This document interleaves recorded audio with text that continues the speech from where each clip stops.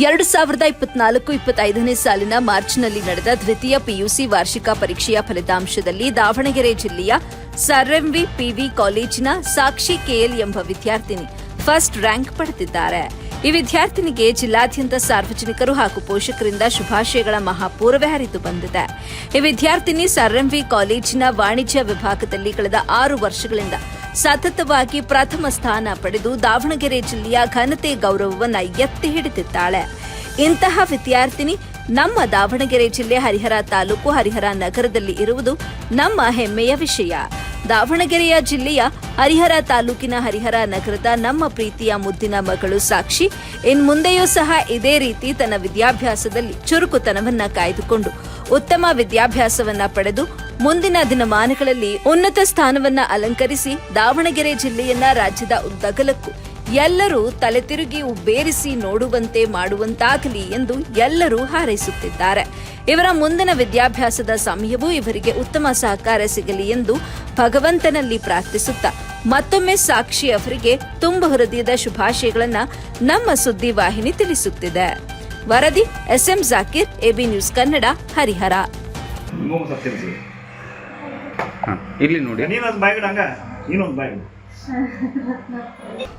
ನಂಗೆ starting marks ನೋಡಿದಾಗ ಅಷ್ಟು ಸ್ಯಾಟಿಸ್ಫೈಡ್ ಇರಲಿಲ್ಲ. ಯಾಕಂದರೆ ಎಲ್ಲ 100ಗೆ 100 ಬಂದಿತ್ತು. ಇಂಗ್ಲೀಷಲ್ಲಿ 1 ಮಾತ್ರ 7 ಮಾರ್ಕ್ಸ್ ಕಡಿಮೆ ಆಗಿದೆ.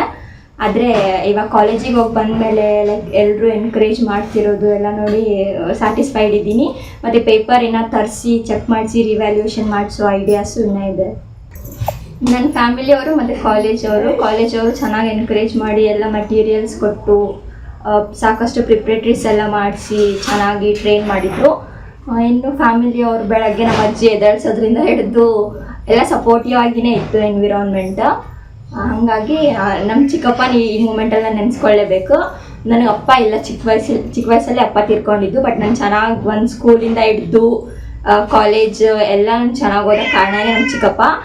ನಾನು ಇಲ್ಲಿ ಯಾವುದೋ ಒಂದು ಗೌರ್ಮೆಂಟ್ ಸ್ಕೂಲಲ್ಲಿ ಓದ್ತಿದ್ದೆ. ಅಲ್ಲಿಂದ ತೊಗೊಂಡೋಗಿ ನನಗೆ CBSE ಸ್ಕೂಲಿಗೆ ಹಾಕ್ತಿದ್ರು. ಅಲ್ಲಿಂದ ನನ್ನ ಕರಿಯರ್ ಚೆನ್ನಾಗೋಕ್ಕೆ ಸ್ಟಾರ್ಟ್ ಆಗಿದ್ದು. So 10th ಚೆನ್ನಾಗಾಯಿತು. ಇವಾಗ 10th ಚೆನ್ನಾಗಾಗೋ ಥರ ಸೆಕೆಂಡ್ PUCನ ಆಗಿದೆ.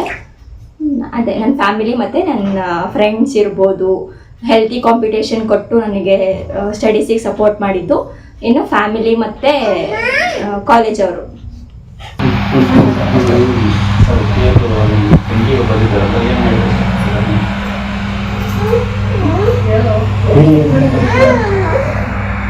ಖುಷಿ ಸರ್, ಖುಷಿ ವಿಚಾರ ಇದೆ.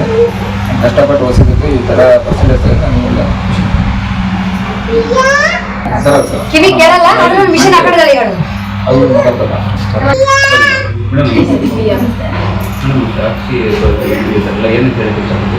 ಅವ್ರು ಬರತ್ತಾಗ ಹಾರ್ಡ್ ವರ್ಕ್ ಮಾಡ್ತಿದ್ರು. ಮನೆಯಲ್ಲೆಲ್ಲ ತುಂಬ ಚೆನ್ನಾಗಿ ಓದಿದ್ದಾಳೆ, ತುಂಬ ಚೆನ್ನಾಗಿ ಮಾಡ್ತಾ ಇದ್ದಾಳೆ. ಎಲ್ಲರಿಗೂ ತುಂಬ ಖುಷಿ ಇದೆ. ರೆಸಿಡೆಂಟ್ಲಿ ದೊಡ್ಡ ಸ್ಕೂಲು ಕಾಲೇಜ್ಗಳಿಗೆಲ್ಲ ತಂದೆ ತಾಯಿ ಓದಿರಬೇಕು ಅಂತ ಮಕ್ಕಳನ್ನ ಅಷ್ಟೇ ಸ್ಕೂಲಿಗೆ ಸೇರ್ಸ್ಕೊಂತೀವಿ ಅನ್ನೋರು. ಆದರೆ ಅವಳು ಅಮ್ಮ ಓದಿಲ್ಲ ಅಂದರು, ಅಪ್ಪ ಇಲ್ಲ ಅಂದ್ರು ಕೂಡ ಅದನ್ನೆಲ್ಲ ಮೀರಿ ಕೂಡ ತುಂಬ ಚೆನ್ನಾಗಿ ಓದ್ತಾರೆ ಅನ್ನೋದನ್ನು ಅವಳು ಸಾಬೀತು ಮಾಡಿದ್ದಾಳೆ. ಅದು ಇಡೀ ಫ್ಯಾಮಿಲಿಗೂ ಕೂಡ ತುಂಬ ಖುಷಿ ಇದೆ.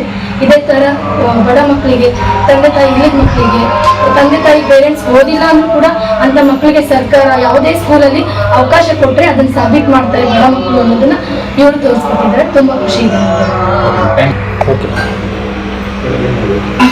ಅವಳಿಗೆ CA ಮಾಡಬೇಕು ಅಂತ ಆಸೆ ಕಾಣಿಸ್ತಾರೆ.